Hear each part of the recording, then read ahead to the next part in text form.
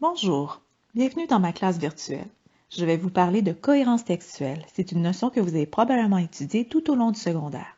Pour ceux qui s'en souviennent, voyez la séance d'aujourd'hui comme une révision. Pour les autres, prenez des notes. Sans blague, je vous recommande de prendre des notes au moyen de votre cahier Canada ou, si vous ne l'avez pas sous la main, au moyen de feuilles mobiles. Vous pouvez bien sûr arrêter la vidéo quand il vous plaira pour compléter vos notes ou pour réécouter un segment que vous avez peut-être moins bien compris. Vous aurez également besoin de votre cahier Tactique Plus. Vous n'êtes pas obligé de visionner la vidéo d'un trait. Vous pouvez diviser votre temps d'étude. Ici, le mot-clé est autonomie. Vous faites vos apprentissages à votre rythme, du moment que vous les complétez d'ici la fin de la semaine. Bon cours! D'abord, qu'est-ce que la cohérence? Gogol nous dit que la cohérence est une liaison, un rapport étroit d'idées qui s'accordent entre elles. C'est l'absence de contradiction. La cohérence, c'est la glue, la colle du texte. C'est ce qui permet que tous les éléments tiennent ensemble. Mais pourquoi devons-nous assurer la cohérence dans notre texte? La principale raison, c'est pour la compréhension du lecteur. Votre intention de communication, ce n'est surtout pas de perdre le lecteur en cours de route. Vous devez lui donner des indices. Vous devez le guider dans sa lecture. On écrit toujours pour les autres, jamais pour soi. La cohérence textuelle est également l'un des 5 critères évalués en écriture par la commission scolaire et par le ministère de l'Éducation. Ça représente jusqu'à 20% de votre note dans une production écrite. Pour information, les 4 autres critères d'évaluation en écriture sont l'adaptation à la situation de communication, l'utilisation d'un vocabulaire approprié, la construction des phrases et la ponctuation appropriée, le respect des normes relatives à l'orthographe d'usage et à l'orthographe grammaticale. Quand on parle de cohérence textuelle, de quoi veut-on parler au juste? On parle d'assurer la cohérence de son texte de manière judicieuse, en utilisant la reprise de l'information de façon appropriée et variée, en faisant progresser habilement son texte, en assurant la non-contradiction entre les éléments et en utilisant des moyens appropriés pour marquer l'organisation de son texte. Dans le cours d'aujourd'hui, je vous propose d'examiner les 4 règles de cohérence une à une. La première règle de cohérence est la reprise de l'information. Je commence par cette règle parce qu'elle est la moins bien maîtrisée par les élèves par rapport aux autres. La reprise de l'information, c'est la répétition d'un élément dans la phrase ou dans un paragraphe. Pour définir la reprise de l'information, je vous invite à consulter la page 182 de votre cahier tactique. Voici ce qu'on en dit. 1. Une reprise d'information est un élément qui reprend une réalité déjà mentionnée dans le texte. Par exemple, le petit pingouin vit dans le nord, cet oiseau est un excellent plongeur. La première mention, le petit pingouin, sera reprise par le groupe nominal cet oiseau. 2. La reprise d'information se fait entre autres par un pronom, un groupe nominal ou un groupe adverbial. On donne ici 2 exemples. Premier exemple. L'albatros passe les premières années de sa vie en haute mer. Il revient à terre pour former un couple. Cet oiseau s'unit pour la vie. On aurait pu répéter le même mot. L'albatros passe les premières années de sa vie en haute mer, l'albatros revient à terre pour former un couple, et l'albatros s'unit pour la vie. Mais avouez que ça serait pas mal plate pour le lecteur. Donc, la première mention, l'albatros, est reprise par le pronom « il » et par le groupe nominal « cet oiseau ». Deuxième exemple. Il niche sur des falaises ou des îlots déserts, là où il sera à l'abri. Attention, ici on change de mention. On a la première mention des falaises ou des îlots déserts qui sera reprise par le groupe adverbial « là ». On poursuit. 3. La reprise de l'information peut être totale ou partielle. Par exemple, dans la phrase suivante, « Le manchot est un oiseau, mais il est incapable de voler. Ses ailes sont cependant parfaitement adaptées à la nage. » Le pronom « il » reprend en totalité le manchot, alors que le groupe nominal « ses ailes » reprend seulement une partie de la mention « le manchot ». 4. La première mention et ses reprises forment une chaîne de reprises.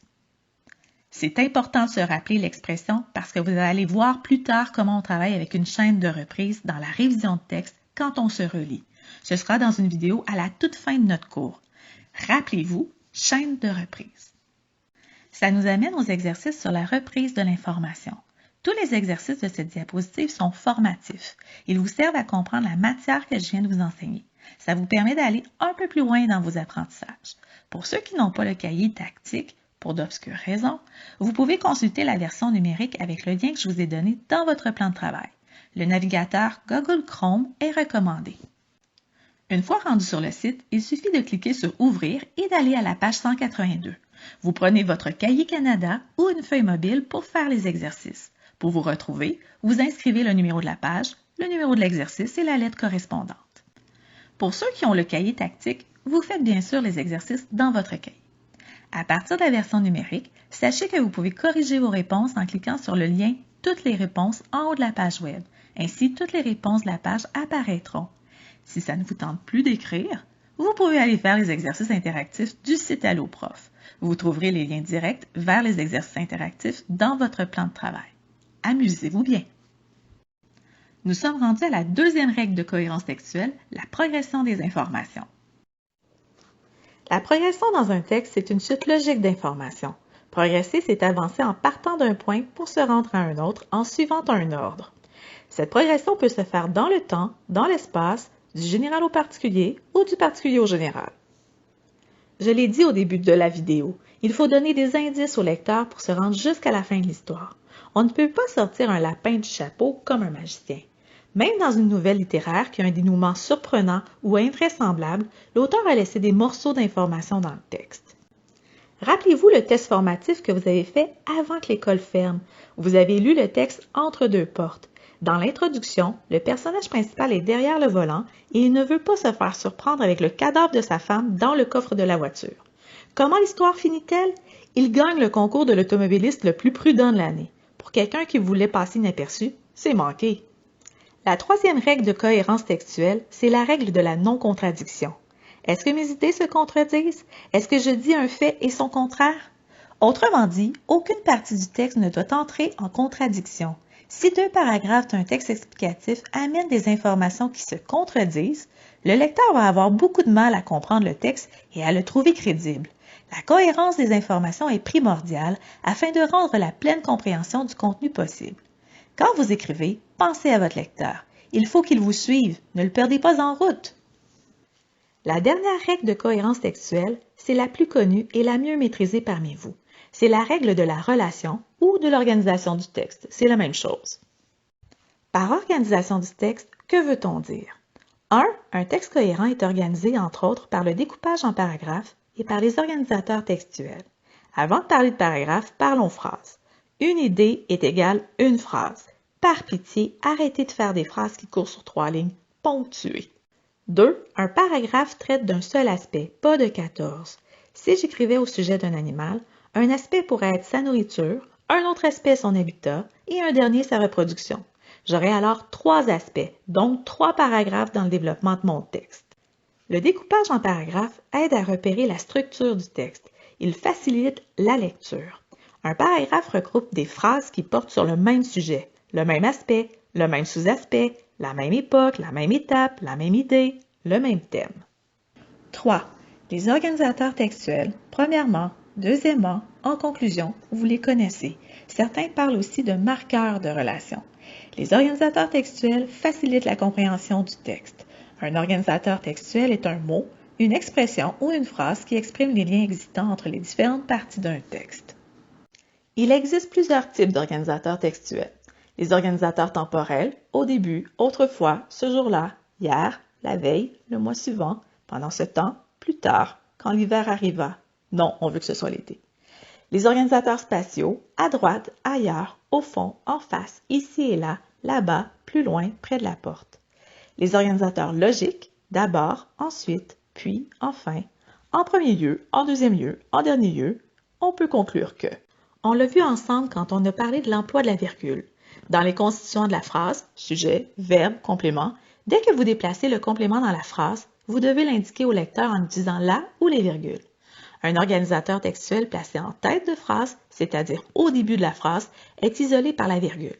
Premièrement, virgule. Deuxièmement, virgule. En conclusion, virgule.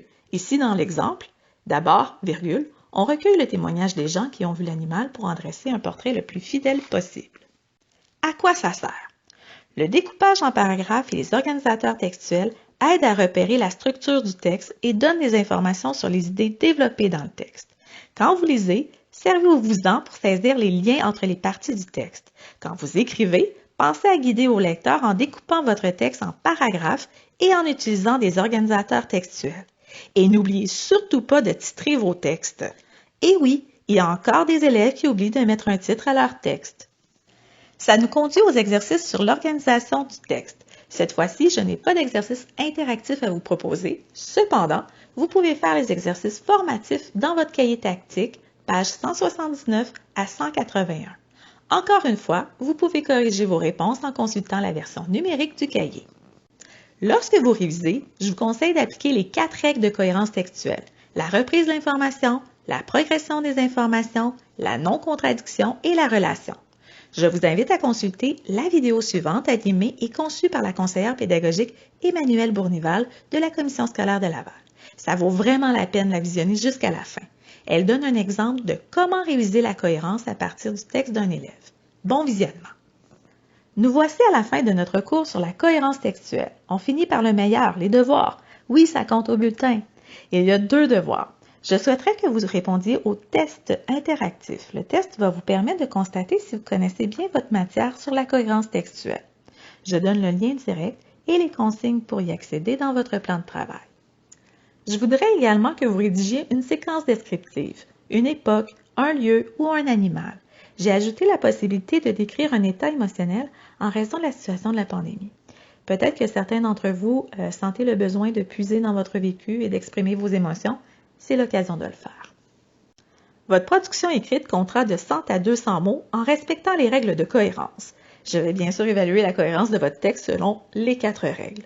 Vous pouvez m'envoyer un texte en Word ou en PDF. Sinon, vous pouvez prendre une photo de votre texte manuscrit. Dans les 2 cas, vous me l'envoyez par courriel d'ici le 22 mai. J'ai hâte de vous lire.